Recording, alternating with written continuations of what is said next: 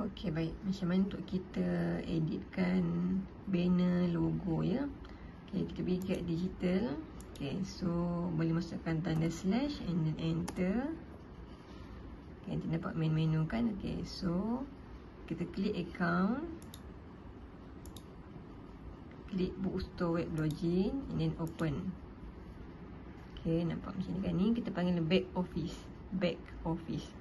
Okay, so macam tadi, tadi kan kita nak klik profile tu, nak edit. So klik yang ni, yang turun ke bawah, klik edit macro setting. Kemudian isikanlah nama anda, email, handphone, alamat dan masukkan gambar. Gambar tu biar gambar yang sebenar lah, jangan gambar pokok, gambar kartun lah. So gambar sebenar supaya nampak identiti anda, nampak oh ni pemilik bookstore, penulis. Okay, kemudian save. Okay, seterusnya kita pergi klik web setting. Okay, sebelum tu dekat my home page setting ni, pastikan semua kotak-kotak ni ditanda tick. Tick free, semua tick lah. Semua tick. Kemudian turun ke bawah, save. Okay, done. Okay, seterusnya pergi klik dekat sini, change web design. So kita klik change web design. Okey, kat sini ada 7 template tau. 1, 2 sampai habis. Okey, setiap template ni berbeza dia punya view lah. Okey, saya suka template 1 sebab template 1 ni kita nampak logo, banner dan gambar kita. Tapi boleh juga kalau masing-masing nak cuba test template 2, 3 dan sebagainya. Okey, cuma template 2 ni dia lebih kepada mobile view. Jadi bila orang tengok, dia tak nampak pun banner, logo kita, gambar kita tak nampak. Dia keluar buku macam ni. Dia tak berapa best lah. Tapi terpulang ya. Jadi saya suka nombor 1. So saya pilih. Okay, so kita ada 5 warna ni. Pilih warna black, blue and so on.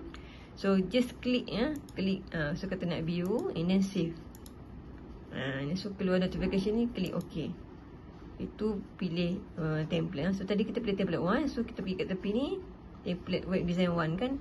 So kita klik logo selection. Okay, logo ni company dah bagi je kan, percuma kan. Ini contoh-contoh lah kalau mana-mana yang tak ada logo lagi kan. So kalau nanti kalau dah ada logo sendiri, masuk kat sini. So ni dia punya ukuran lah.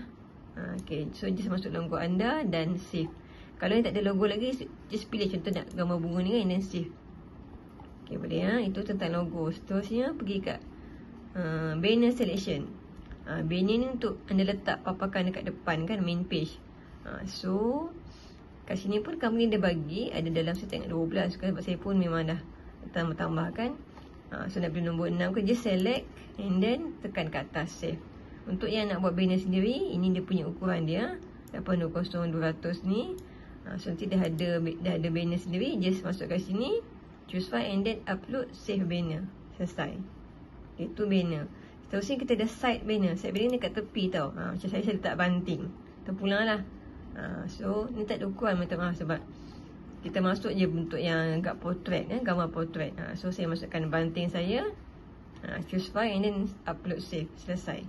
Okay, so saya tunjuk yang step ni saja dulu ya. Okay.